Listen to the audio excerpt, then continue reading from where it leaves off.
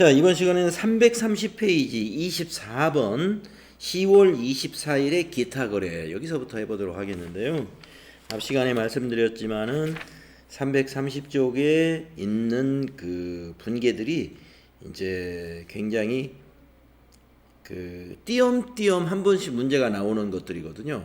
예, 띄엄띄엄 나오기 때문에 이게 나오면 많이 틀리는 문제예요. 그래서 잘 챙겨줘야 되고요. 특히 이제 30번부터 33번 이거는 아주 그런 면에서 굉장히 중요합니다. 29번도 마찬가지네요. 29번부터 33번까지.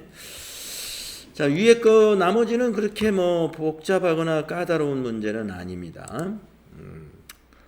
그리고 이제 프로그램은 유형 상사로 우리가 로그인을 해 놓았고요. 문제를 보시게 되면은 10월 24일 1월 2일 부실 상사에 대여한 단기 대여금 500만 원이 부실 상사의 파산으로 인해서 회수 불능으로 확인이 되었습니다. 우리가 그 앞에 문제에서 지난 시간에 끝날 때 10월 23일 거래였는데 나약 상사의 외상 매출금이 그 회수 불능돼 가지고 대손 처리했거든요. 이때 이제 우리가 대손 충당금을 확인해 가지고 그 대손 충당금만큼은 차변에 상계를 시키고 모자라는 부분은 단기의 대손 삼각비로 처리를 했었습니다. 자, 외상 매출금이라는 매출 채권은 비용 처리할 때는 대손 삼각비로 처리하는 것이고 전기에 이미 대손 충당금으로 설정한 것은 충당금에서 상계를 하는 게 맞아요. 그래서 잠시 한번 10월 23일 거 지난 시간 마지막에 외상 매출금 대손 처리했던 걸 다시 한번 보시게 되면은 이런 분기였습니다. 외상 매출금을 대변에 자산 감소시키고 그때 시산표를 보니까 대손 충당금이 50만 원 있어가지고 109번 대손 충당금을 상계하고 모자라는 부분은 835번 판매관리비에 해당되는 대손 삼각비 비용 처리했다는 거죠. 그러면 지금 거하고 지금 여기 24번에 있는 이 건하고 어떤 차이가 있는 거냐면은 우선은 외상 매출금 즉 매출 채권이 아니라 단기 대여금이 부도가 났다는 것이죠. 파산이 되었다. 외상 매출금은 우리가 매출 행위를 통해서 발생한 매출 채권이기 때문에 우리가 판매관리비로 대손삼각비라는 판매관리비 계정으로 그걸 비용 처리합니다마는 단기 대여금이라는 것은 우리 회사는 지금 유형상사는 신발 도소매하는 업종입니다. 신발을 도소매하는 사업자가 단기 대여금 돈을 빌려줬다 이거예요. 그것은 영업 외적인 일종의 투자 활동입니다. 돈 빌려주고 이자 받을 테니까. 그래서 영업 외적인 이런 투자 활동에서 발생한 비용이라면은 그 비용은 영업의 비용인데 계정 과목이 뭐냐면은요. 기타의 대손 삼각비라는 계정 과목이에요.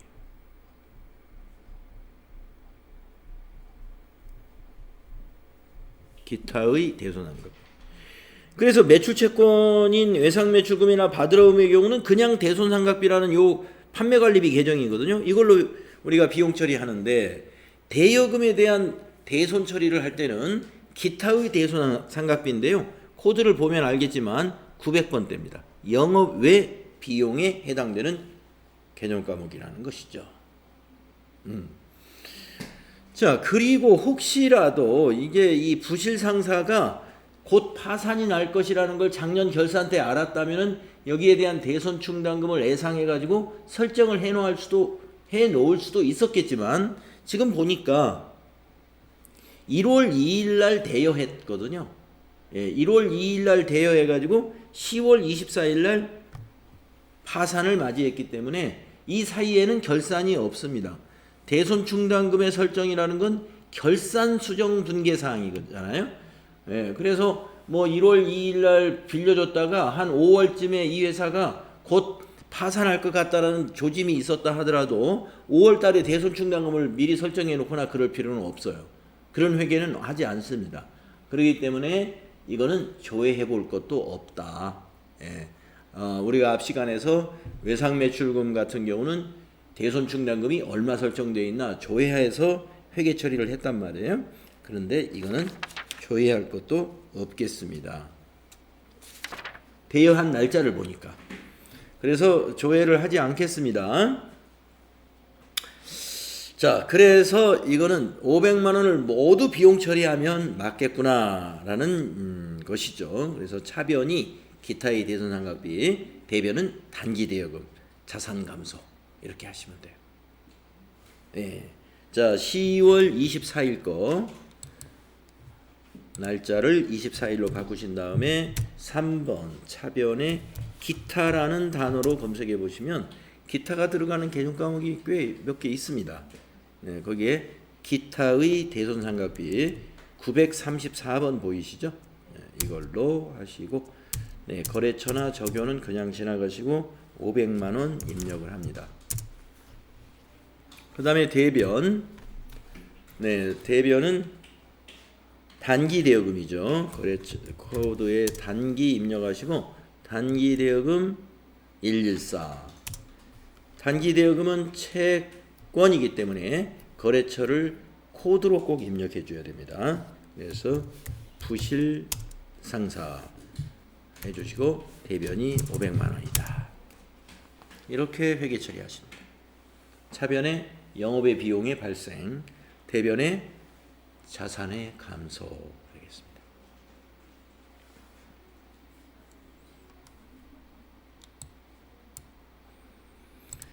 자, 25번으로 넘어갈게요. 10월 25일인데 이건 무슨 거래인가 보겠습니다. 창고용 건물을 동신사에 임대하고 10월분 임대료 25만 원을 현금으로 받았다. 예, 간단하죠? 예, 현금으로 받았으니까 2번 입금으로 구분해서 입금 전표로 한 다음에 입금 전표는 차변에 현금 자동 입력되죠. 대변에는 임대료 해주시면 돼요. 임대료라고 하는 영업의 수익 개정 과목이 있습니다. 자, 그래서 10월 25일 날짜 바꾸고 구분에다가 입금 2번 하면 입금이고요. 그리고 임대료 수익 발생 대변에다가 수익 발생이 되죠. 임대료 904번이네요. 영업의 수익입니다. 대변에다가 25만 원 이렇게 해주시고 동신사에 임대료를 했으니까 임대료를 동신사에서 받은 겁니다만은 이거 뭐 평가 시험에서는 뭐 거래처를 꼭 임대료는 수익이기 때문에 거래처를 꼭 넣어야 되는 건 아닙니다. 그러나 우리가 이제 실무적으로 할 때는 임대료 어디서 받았는지 거래처를 꼭 넣어주겠죠. 네.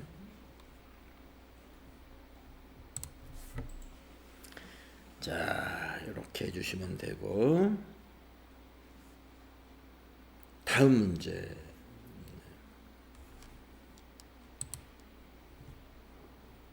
(10월 26일) 거래인데요. 이게 바로 타계정 대체 거래가 하나 나왔네요. 타계정 대체 거래에 대해서 지난번에 그 실무수행 유의사항을 쭉 설명하면서 제가 이런 기부를 했다, 뭐 이런 접대를 했다, 뭐 이런 식으로 상품을 접대했거나 상품으로 기부했거나 했을 때 우리가 타계정 대체 거래로 이거는 적요를 꼭 코드로 넣어야 돼요. 네, 이거는 적요를 코드로 입력하지 않으면 이 문제는 틀리게 됩니다. 손익계산서가 다르게 되기 때문에, 즉 손익계산서가 틀리기 때문에 적요를 코드로 넣지 않으면 안 되는 거예요. 타계정 대체 거래인데요. 내용을 보니까 국제구호단체에 판매용 상품을 기부한 거예요. 우리가 상품이라는 재고자산은 판매를 목적으로 보유하고 있는 자산입니다. 네, 그런데 판매를 하지 않고 다른 용도로 사용한 것을 우리가 타계정 대체라고 이렇게 구분을 하고 있어요. 그래서 타계정 대체 거래의 경우에는 적요를 반드시 코드로 넣어야만이 손익계산서에서 매출 원가에서 빠져줍니다. 매출 원가에서 빠져야만이 이것이 기부금으로 갔기 때문에 기부금 비용에 한 번만 적용돼야죠. 상품이 없어졌다고 그래서 나중에 기말에 재고조사해 가지고 나머지는 다 판매됐다 이렇게 보면 그게 상품 매출원가로 가버리거든요. 근데 이건 판매된 게 아니에요. 기부금으로 갔어요. 그러니까 상품 매출원가가 아니다 라고 그 정의해주는 그 방법으로 저교에다가 8번 넣어주는 거예요.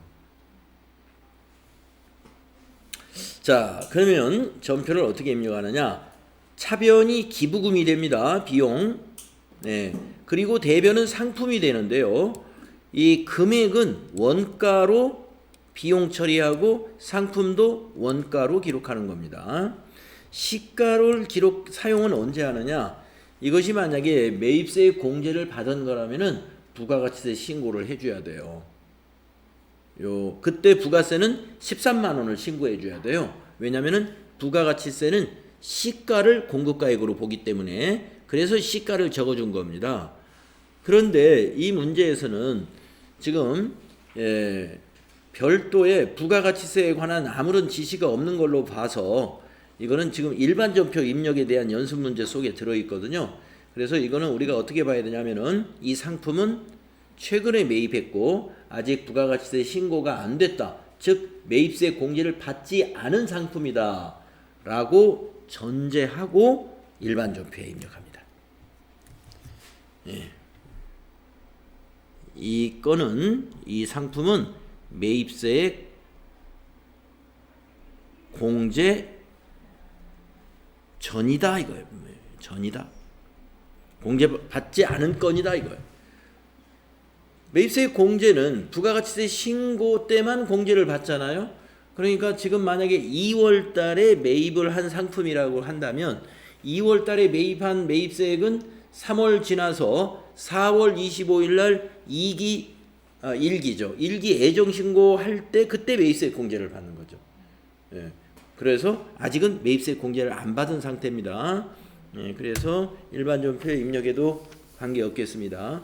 만약에 매입세 공제 받은 건을 갖다가 일반 전표에 입력해서 하게 되면은 이거는 13만 원의 부가가치세를 탈루한 회계 처리가 되는 겁니다. 곤란하죠. 그게 밝혀지면. 네. 자, 그래서 10월 26일 날짜를 바꿔주시고 차변의 기부금 933이 되고 있고요. 금액은 원가로 100만 원이죠. 100만 원 되겠고요. 4번 대변의 상품입니다. 상품이 146번이죠. 146번이고요. 적요를 꼭 코드로 넣어야 돼요. 상품의 적요를. 그래서 그 상품의 적요 코드 칸에다가 셀을 놓아두면은 거기 밑에 보이잖아요. 범례가 그 중에 8번입니다. 타계정으로 대체 이 8을 여기다 넣어줘야 돼요. 그리고 100만 원. 이렇게 넣고 나서 우리가 이제 손익계산서를 가서 보게 되면은요, 여러분이 이해할 수가 있어요. 자, 잠시 한번 손익계산서를 지금 상태로 한번 12월 달로 한번 보겠습니다. 손익계산서 12월로 한번 작성을 해보겠습니다.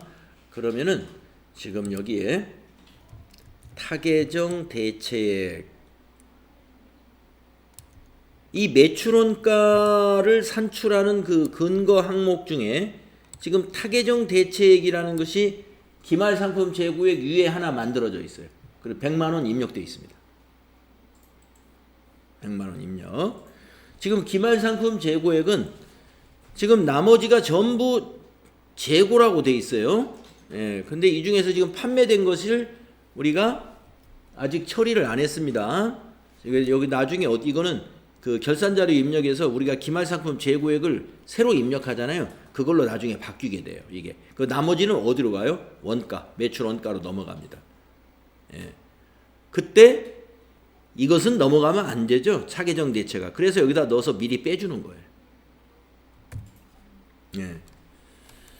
자, 이것을 빼주지 않게 되면은 이 빼주지 않은 것만큼 매출원가에 나중에 결산 때 매출원가로 100만 원이 잘못 포함이 되겠고, 그리고 기부금은 기부금대로 밑에 또 영업의 비용에 아까 우리가 100만 원 비용 발생시켰기 때문에 영업의 비용에 기부금으로도 비용이 들어가고, 이렇게 비용이 이중으로 적용이 된다는 거죠.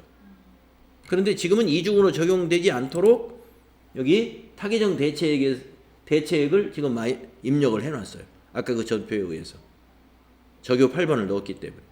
만약에 제가 여기서 일반 전표 입력해서 적요 8번을 스페이스바로 지우고 제가 손익계산서에서 조회를 한번 눌러볼게요. 기말상품 재고액 위에 있었던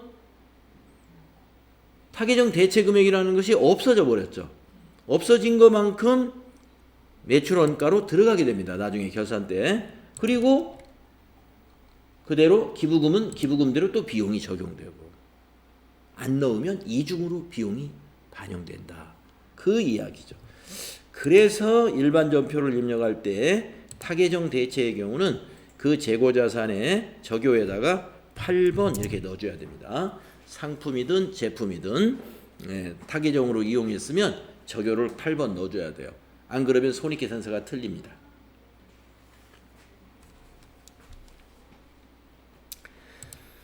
그래서 이런 그 타계정 대체 거래가 우리가 그 3일 패션을 할 때 이런 문제가 없었습니다. 예, 그래서 지금 유형상사에서 한번 이 문제가 나와서 같이 해봤습니다. 자, 다음은 27일 거를 보겠습니다. 27번 거래는 어떤 거래인가?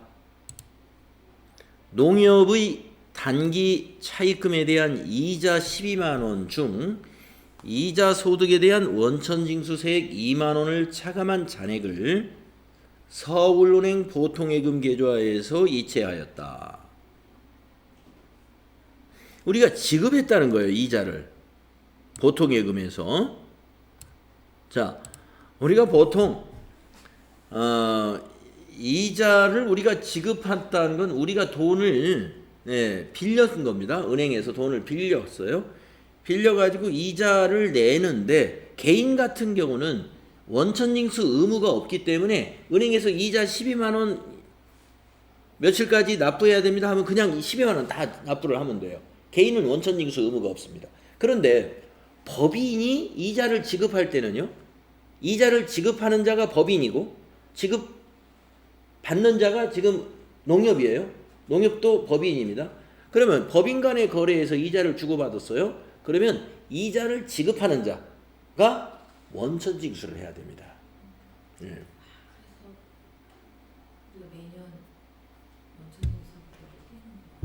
네.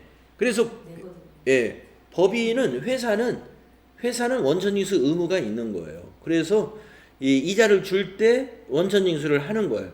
그래서 이제 그 이자 소득에 대한 원천징수 세율을 적용해 가지고 계산을 했더니 12만 원에 대해서 2만 원이 세금이었다 이런 얘기예요. 그리고 그러면 얼마만 농협에다가 전달해 줬어요? 10만 원을 이체시켜 주었다. 그러면 회사는 이자 2만 원 우리가 농협에 덜 냈으니까 이건 우리 돈이다? 아니죠.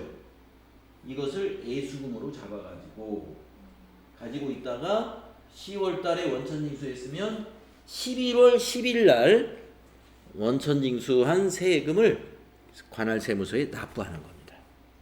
우리가 원천징수 해가지고 납부해 주는 거예요. 그래서 법인의 원천징수 의무가 꼭 급여에 대한, 즉 근로소득에 대한 원천징수 의무만 있는 것이 아니고, 이와 같이 거래처가 됐든 아니면 금융기관이 됐든 이런 데서 차입을 해가지고 거기에 대한 이자를 우리가 법인이 지급할 때는 원천징수하고 지급해주면 되는 겁니다. 강사료를 지급할 때도 마찬가지죠. 강사료를 지급할 때는 그 강사가 직업 강사가 아닌 경우에는 기타 소득으로 원천징수하는 것이고요.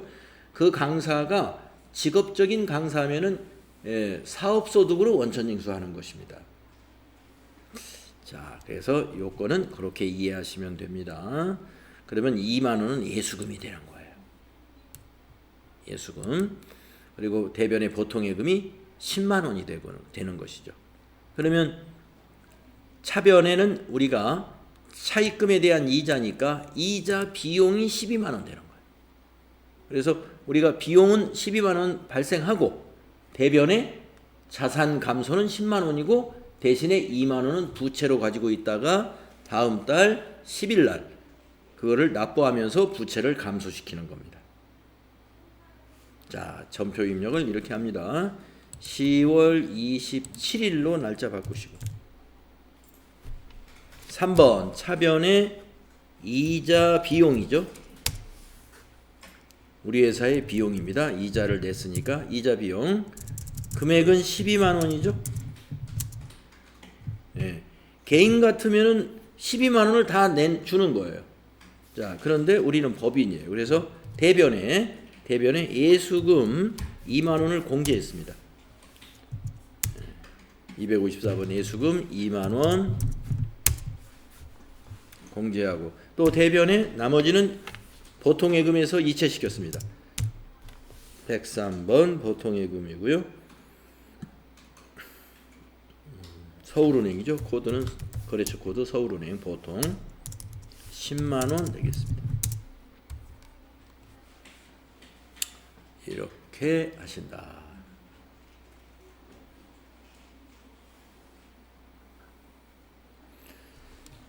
자, 다음 문제는 10월 28일 거래인데요.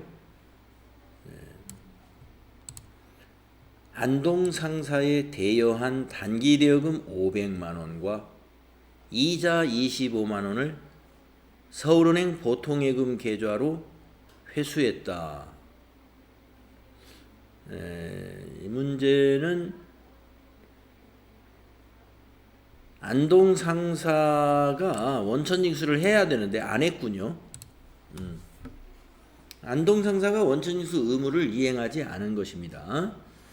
네, 그래서 우리는 그냥 25만 원 다 받으면 돼요. 네. 만약에 원천징수를 안동상사가 했다면 우리 회사는 지금 주식회사 유형상사기 때문에 세금 공제를 안동상사가 했다. 그러면 우리가 그 공제 받은 것은 선납세금으로 회계 처리하는 거예요.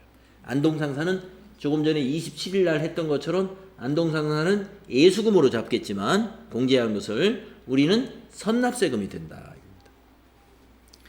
근데 안동상사가 어떻게 했어요? 그냥 이자 25만 원, 그 다음에 원금 500만 원을 다 우리한테 입금시켰죠? 그 건입니다. 대여한 단기대여금이라는 것은 우리가 빌려준 돈을 오늘 받았다는 거예요. 이자하고 원금을. 자, 그래서 차변에 보통예금이 증가하지 않습니까? 그래서 차변의 보통예금 525만 원 차변에 입력하겠습니다. 28일로 날짜를 고쳐주시고 차변의 103번 보통예금이고요. 서울은행이고요. 예, 525만 원이죠. 예. 대변이 두 개로 나누어지죠. 단기 대여금이 500, 자산 감소. 거래처도 이건 넣어야 돼요. 안동 상사의 단기 대여금 500만 원 감소하고 또 대변에 수익이 발생했죠. 이자 수익이죠. 대여금에 대한 이자니까 이자 수익, 우리가 빌려준 돈은 수익이 발생한 거죠. 이자 수익 25만 원. 이렇게 분계가 됩니다. 그래서 대변의 이자 수익은 수익 발생이고 단기 대여금은 자산 감소죠.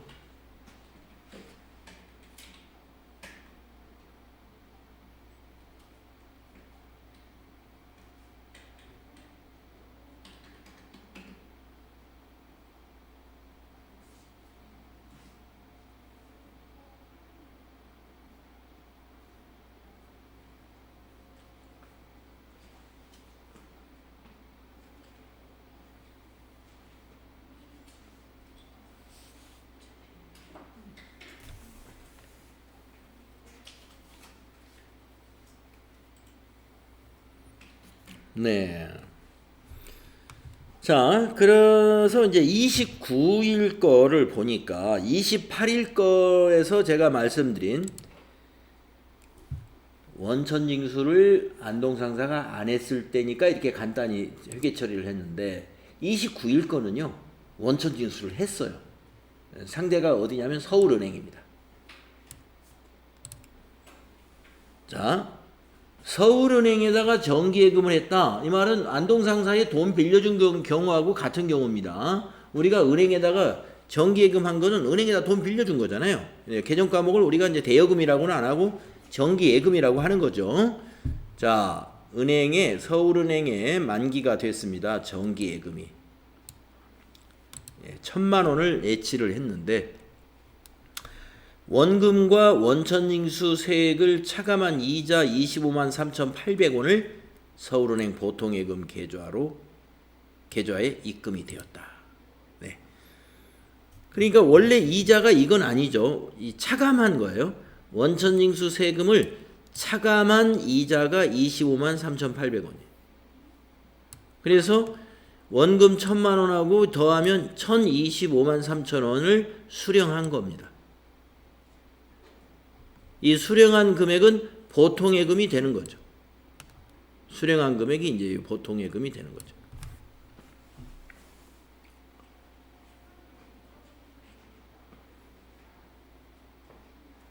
수령한 금액이. 자, 그러면 보통예금의 증가니까 우선 차변에 보통예금부터 한번 적어놓고 거기에 따져보겠습니다. 네, 자 10월 29일로 제가 여기다 직접 입력을 하면서 3번 차변에 103번 보통예금이고 서울은행이다. 보통예금이 서울은행 거죠.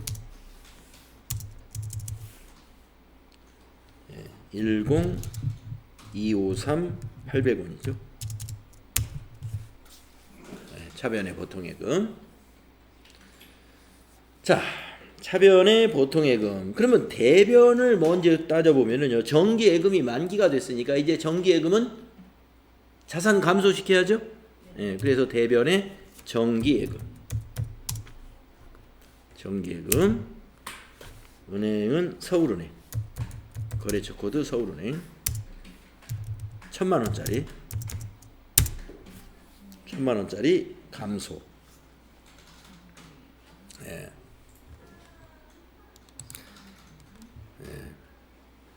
자, 회사가 이자 수익을 인식할 때는요, 세전 이자를 수익으로 인식해야 돼요. 세금 공제하기 전에 이자. 지금 이 이자 25만 3,800원은 세금을 공제한 이자잖아요. 이것만 수익이 아니에요. 세금 공제 전에 이자가 회사가 법인이 인식해야 될 이자 수익입니다. 이걸로 해버리면 틀리는 거예요. 이걸 이제 잘못하는 경우가 바로 우리가 받은 이자는 25만 3,800원이니까 대변에 이자 수익 25만 3,800원 이렇게 해놓고 차대변 딱 맞았으니까 잘 회계 처리를 했구나. 잘못한 겁니다. 이렇게 회계 처리를 하게 되면은 뭐가 문제가 생기냐면 이거 우리가 법인세하고 법인세 지방세를 우리가 공제를 당했잖아요. 차감 원천징수를 당했잖아요. 법인이 원천징수 당한 것은 선납세금으로 자산 잡아놔야 돼요. 선납세금으로 자산 잡아놔야 되거든요. 근데 자산 잡을 게 없잖아요. 그렇죠? 그러니까 뭘로 잡느냐? 이자 수익을 30만 원으로 일단 다 잡아놔야 돼요. 이자 수익은 30만 원입니다. 대변에. 세금 공제한 것만 이자 수익 잡으면 이 문제가 틀리기 시작하는 거예요. 이제 그렇게 딱 잡으면 차대변이 딱 맞아가지고 끝난 것처럼 보여요. 분계가. 그게 아니다 이겁니다. 대변의 이자 수익은 세금 공제 전 거를 이자 수익으로 인식하고, 그러면 세금 공제한 건 뭐냐? 선납세금으로 자산 잡는다 이겁니다. 그래서 자산의 증가니까 3번 차변의 선납세금 136번이에요. 여기 지금 차액이 나와 있는 게 지금 46,200원이잖아요. 그게 바로 그 법인세 42,000원하고 법인세 지방소득세 4,200원을 더한 겁니다.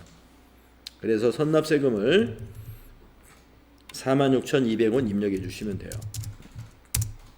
이렇게. 그래서 차변 요소가 두 개입니다.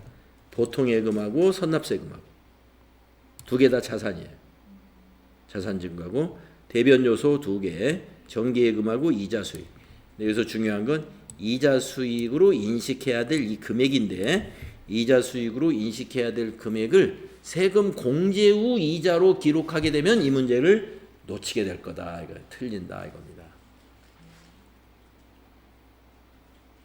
선생님, 전 정기예금이에요. 예. 서울은행 정기예금으로 해야 되는 게 아닌가요? 코드 잘못했네요. 예, 정기예금 보통예금 코드를 썼군요. 예, 잘 보셨어요. 예, 요거 밑에 거. 예, 코드를 서로 다르게 해야 됩니다. 예. 예. 저는 이게 구분을 못했어요. 그래서 우리가 이 회계 업무에 잘 맞는 그 성격은 꼼꼼한 성격. 오늘 상당히 꼼꼼한 사람이 실수를 덜합니다. 이제 그 조금 털털하게 되면은 나중에 틀려가지고 나중에 애를 먹죠. 안 맞아가지고 이거 어디서 틀렸지? 나중에 이제 월말이라든가 뭐 이렇게 마감 칠 때 안 맞아가지고 애를 먹을 수가 있어요. 다 추적해야 되니까. 네, 거래처 코드도 매우 중요합니다. 자, 그래서 10월 29일 거 우리가 선납세금으로 회계 처리하는 부분, 원천징수 당한 금액에 대한 회계 처리, 네, 그거 잘 기억하시고. 그래서 아까 여기 28일 거를 하면서 안동상사에서도 이자를 받았는데 이 안동상사는 이자를 그냥 다 주었단 말이에요. 그러니까 안동상사 측에서 원천징수 안 했기 때문에 여기서는 선납세금이 우리가 선납세금으로 인식해야 될 금액이 없었던 거예요. 28번에서는. 근데 29번은 우리가 원천징수를 당하고 차감한 이자를 받았으므로 이때는 선납세금으로 인식한다. 다음은 30일 것을 보겠습니다. 30번이죠. 30일. 업무용 차량에 대하여 자동차 보험을 현대화재에 가입하고 보험료 150만 원을 현금으로 지급했다. 업무용 차량에 대하여 자동차 보험을 현대화재에 가입하고 보험료 150만 원을 현금으로 지급했다. 그런데 여기서 자산으로 회계 처리하라 이렇게 문제를 낼 수 있습니다. 비용으로 처리하라 또는 아무 말이 없을 때에는 자연스럽게 보험료로 처리하면 되죠. 현금 지급했으니까 출금전표 해가지고 차변의 개정 과목을 800번 때 보험료로 하면 되는 것인데, 그런데 이 문제는 보험료로 하서는 안 된다는 거죠. 보험료는 비용이니까. 자, 이와 같이 보험료와 같은 비용을 자산으로 처리하라고 한다면 우리가 어떤 계정을 써야 되냐면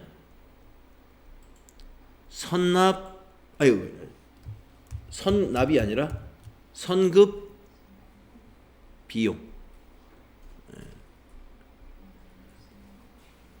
아까 법인세 원천징수 당한 것은 선납세금이지만 이거는 보험료를 자산 처리하라 그러면은 차기분이 많다는 거예요. 차기분이. 그래서 선급비용 이렇게 자산 잡아둔다 이거예요.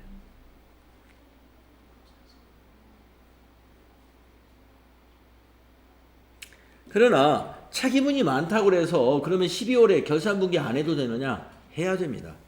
자, 10월 30일에 보험에 가입했기 때문에 요건 지금 1년치 보험료가 만약에 이만큼이라면은 보험 기간은 이렇게 되겠죠. 10월 30일부터 내년도 10월 30일이나 29일까지 들었겠죠. 그러면 10월 한 달치로 보고 차기분이 10개월. 그러니까 내년치가 10개월이고 금년치가 2개월. 이렇게 해서 안분 계산해 줘야 돼요. 월할 계산. 예, 그래서 이렇게 10월 30일 날 선급 비용으로 처리했을 경우에는 경과분 2달치를 월할로 계산해 가지고 차변의 보험료, 대변의 선급 비용을 빼줘야 됩니다. 결산 때. 보험료 지급하고 이렇게 자산 잡았을 때는 그렇게 해주고요. 일단은 이거는 결산 때까지 생각할 필요는 없고, 결산 때 우리가 선급 비용 해서 비용의 이연이라고 해서 선급 비용 개정 과목 사용하지 않습니까? 근데 이거는 10월 달에 보험 가입하면서 전부 다 내년치로 받단 말이에요. 선급 비용으로. 지금 하나도 비용 발생 안 시켰어요. 이렇게 처리하면 차변의 선급 비용, 대변의 현금이니까. 그러니까 어떻게 해야 돼요? 결산 때는 2달치를 계산해 가지고 비용 발생 시켜주는 분계를 해줘야 되죠. 자, 지금은 결산이 아니니까 그냥 출금으로 하면서 차변에는 자산 잡으면 되겠습니다. 선급 비용. 그래서 그 보험료를 자산으로 회계 처리하라. 그러면 선급 비용이다 하는 거 이거 기억해 둬야 됩니다.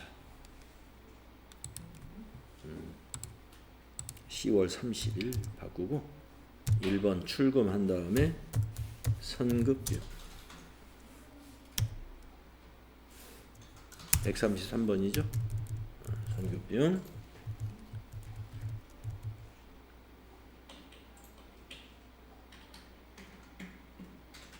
150만 원. 이렇게 해서 차변의 선급 비용 자산 증가, 대변의 현금 자산 감소가 되겠습니다.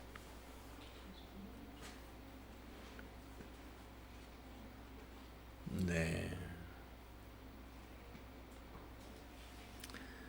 자, 그러면은 여기까지 하고요. 여기까지 하고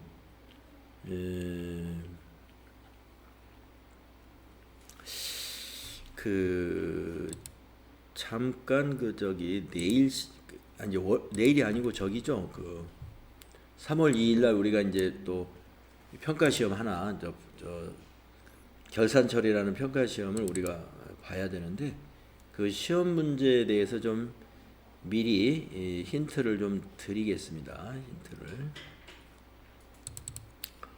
그래서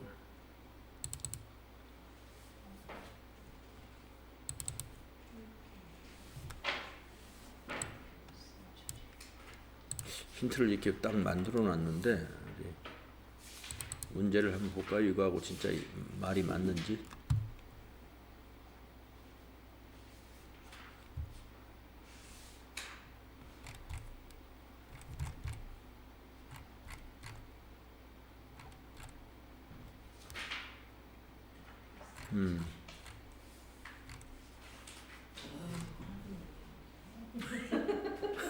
깜짝 놀랐네 지금.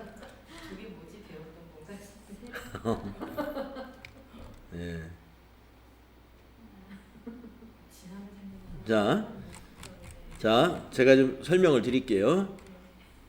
자, 이게 뭐냐면은 이게 좀 1번 문제가 여기 단기 매매증권 기말 평가 문제예요. 기말 평가 문제.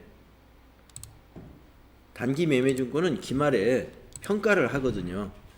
예, 그래서 여기 보면은 A회사 주식 1000주는 1400원에 샀는데 기말에 1800원이 됐다.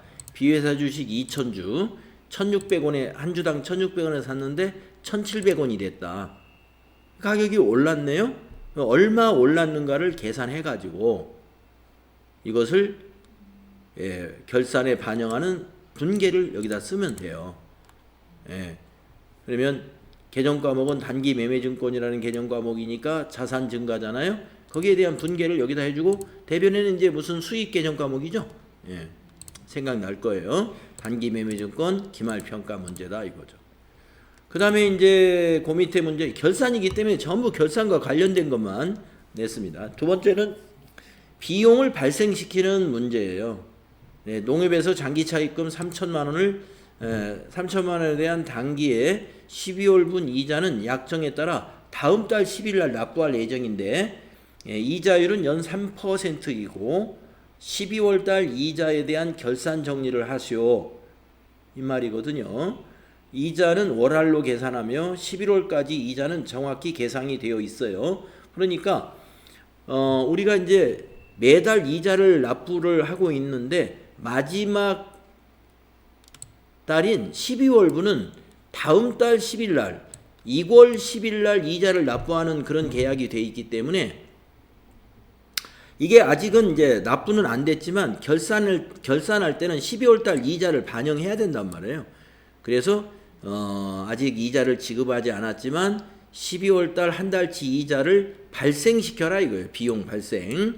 그래서 12월 이자 비용에 대한 결산 수정 분계는 여기다 비용 발생시키고 여기는 아직 지급하지 않았으니까 부채 계정으로 뭘 인식해야 되죠? 그거입니다, 이게. 예. 비용 발생에 대한 결산 수정 분계. 아, 이게 1이라는 게 한 문제라는 얘기구나. 1문제. 1이 뭔가 했는데 한 문제. 그 다음에 세 번째 문제는 결산 시 상품 매출원가 대체 분계입니다. 예. 우리가 그 3일 패션에서 우리가 그 결산자료 입력에다 기말상품 재고액 입력하고서 전표 추가 눌렀더니 상품 매출원가로 대체됐잖아요. 그 분계를 한번 손으로 써보는 문제를 제가 출제할 겁니다 라고 이 얘기를 했을 거예요. 여기 다 알려줬습니다. 이렇게 상품의 기말 재고 금액은 이거다. 기초상품 재고액은 이거다. 단기상품 매입액은 이거다. 그러면 여러분이 이 세 개의 데이터를 가지고 매출원가를 계산할 수 있어야 돼요. 그래서 상품 매출원가를 계산하고 산출하고 결산 시 상품 매출원가로 대체되는 결산 분계를 여기다 한번 써봐라 이겁니다. 우리가 이거는 수동 분계 사항이 아니고 자동 분계였기 때문에 여러분이 전표를 차변대변 입력한 적은 없어요. 그러나 그 전표 추가하고 나서 우리가 확인했었습니다. 차변에 무슨 비용 계정 과목이 하나 오고 대변에 뭐가 가야 상품 매출원가 대체 분계가 되는 거죠. 그런 것이죠. 그 다음 문제 여기 다 이렇게 힌트를 줬습니다. 손익계정을 기말에 마감할 때 집합손익계정으로 대체하는 분계 한 문제, 비용을 집합손익으로 대체하는 문제를 냈다 이거예요. 이론 앞부분을 배울 때 회계의 순환 공부할 때 연습을 했었어요. 네. 자, 뭐 이론 강의 들었던 게 너무 오래돼서 기억이 안 난다 하더라도 예, 우리가 그때 3일 패션 결산할 때 이익잉여금 처분 계산서에 가서 전표 추가를 딱 누르게 되면 네, 이게 지금 비용이잖아요. 예, 비용이 결산 말에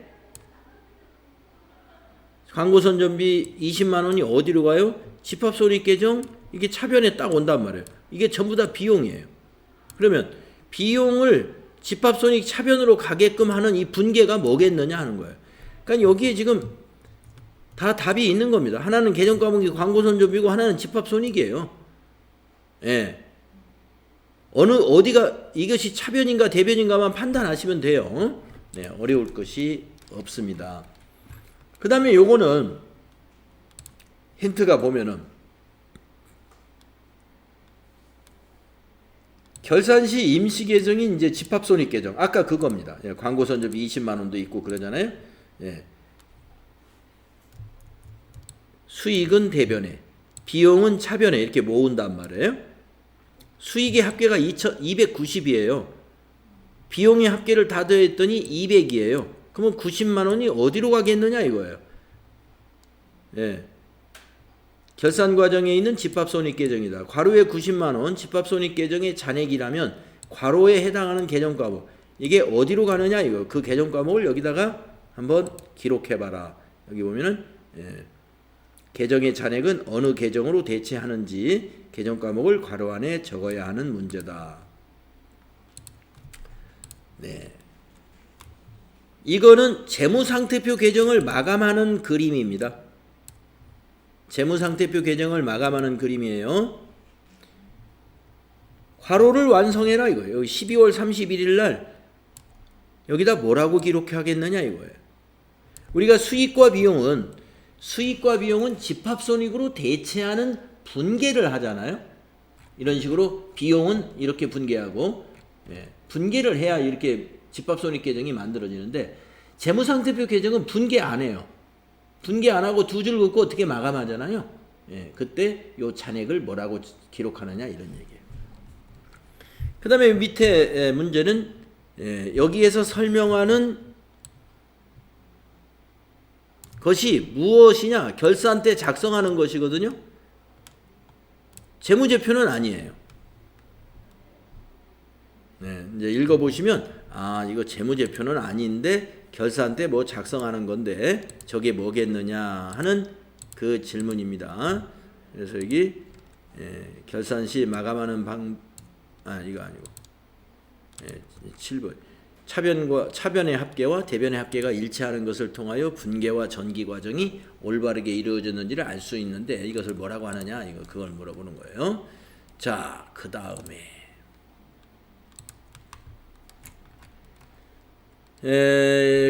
요 문제는 이제 여러분이 그동안 한 번도 해보지는 않은 건데 할 수가 있습니다. 자, 요게 지금 합계 잔액 시산표에 잔액만 표시하고 있어요. 수정 후니까 결산 끝난 거예요. 그러니까 지금 시산표라고 하는 것은 여기서 좀 줄여서 보겠습니다. 이 화면이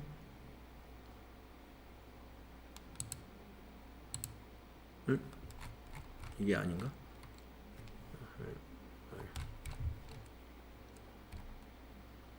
네, 하여튼 오르락 내리락 하면서 봐야 되겠네. 여기 지금 시산표니까 가운데 개념 과목이 쫙 있잖아요. 이렇게 쭉 보시면은 자, 여기서 현금, 매출채권, 소모품 자산입니다. 상품, 재고자산이에요. 이게 지금 재고자산. 네. 현금 있고, 매출채권 있고, 재고자산 있고, 기계장치는 유형자산이고, 유형자산에 감가상각 누계액, 차감계정이 있고, 네. 미지급 금료. 네. 여기까지가 보니까 자산이네요.